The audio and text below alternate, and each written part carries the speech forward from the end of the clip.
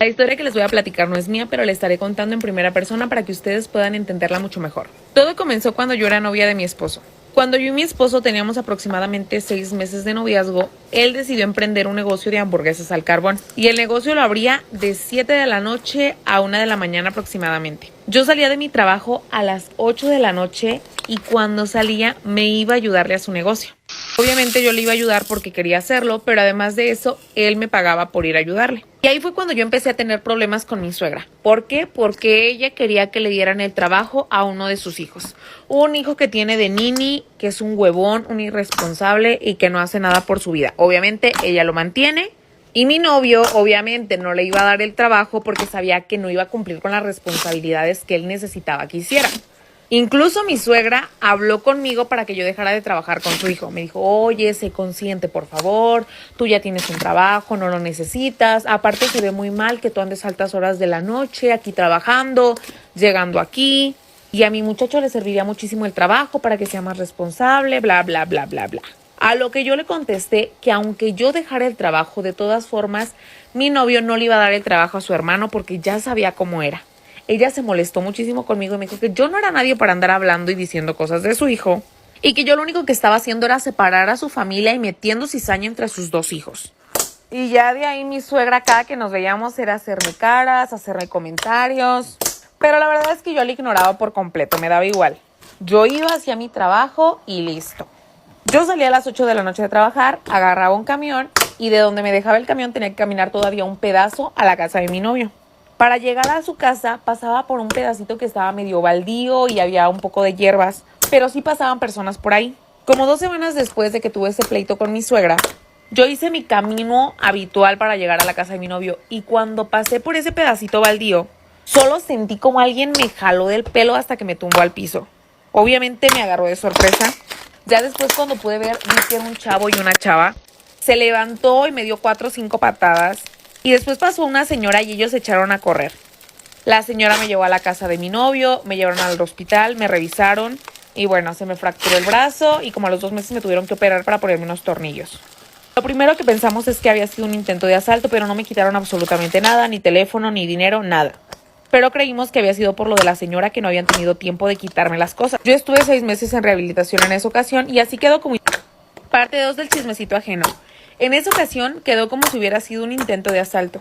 Recuerdo que cuando llegué golpeada a la casa de mi suegra, lo primero que dijo fue, pues es que por eso las muchachas no deben de andar solas en la noche en la calle, se buscan que les pasen estas cosas. Yo estaba muy preocupada en lo mío como para hacerle caso. Como los primeros meses después de que pasó esto, yo no tenía mucha movilidad en el brazo, pues dejé de ayudarle a mi novio. Además que estaba yendo a terapia para la recuperación. Pero como era de esperarse, mi novio no contrató a su hermano, buscó a alguien más para que le ayudara. Mi cuñado se juntó con una muchacha y se fue a vivir con ella. Obviamente mi suegra lo seguía manteniendo, pero pues ya no en su casa. Ya le daba dinero para que mantuviera a la muchacha y mantenerlo a él. Mi novio decidió irse a vivir solo. Y 3 meses después de que él se fue a vivir solo, me invitó a irme a vivir con él y accedí. Así que empezamos a vivir juntos. Así que mi suegra se quedó viviendo sola. Y ella me culpaba completamente a mí.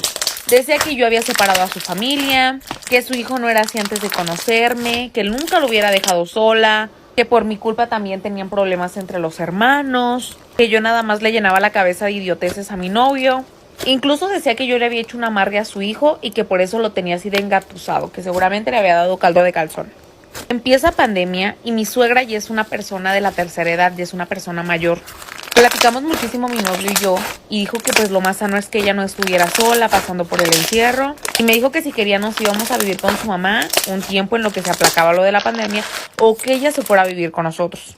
Yo le dije que mejor ella se fuera a vivir con nosotros. ¿Por qué? Porque si estábamos en su casa me iba a tratar peor, o al menos así yo lo pensaba.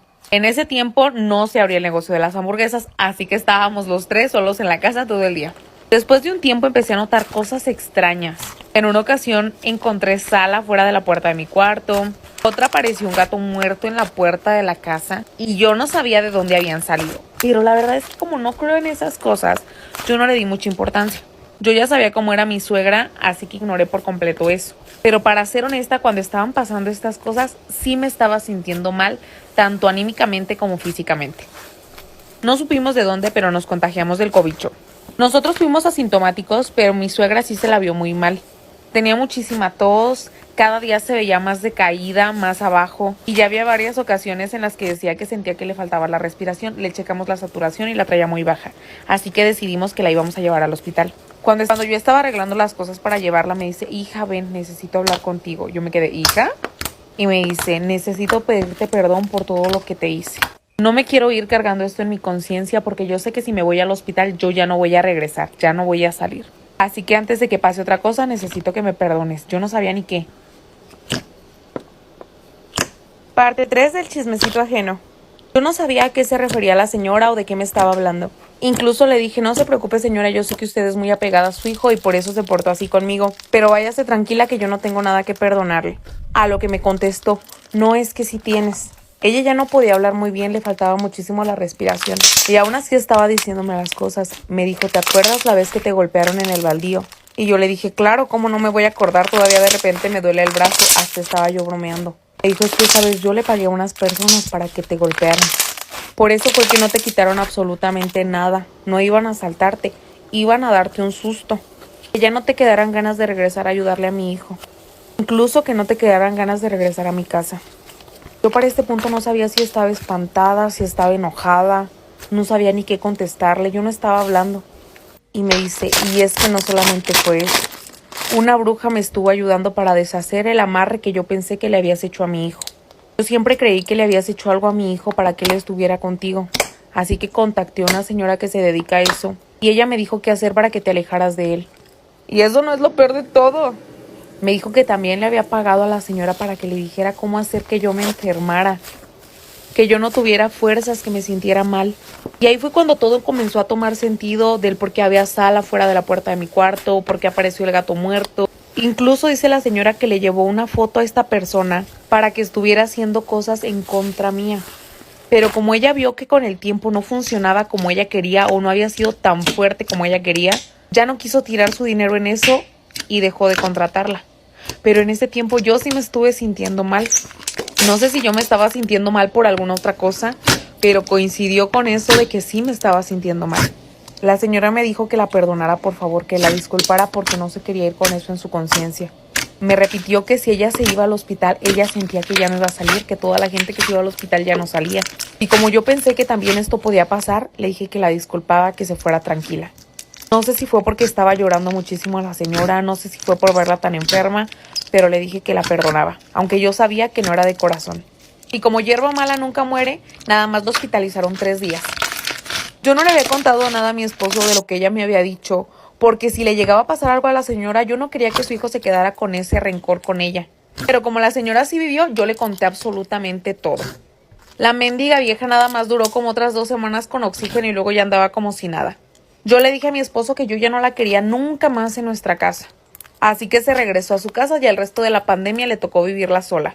Mi esposo duró todavía como 1 año sin hablarle, incluso no lo invitamos a nuestra boda. Y yo es fecha que todavía no le hablo.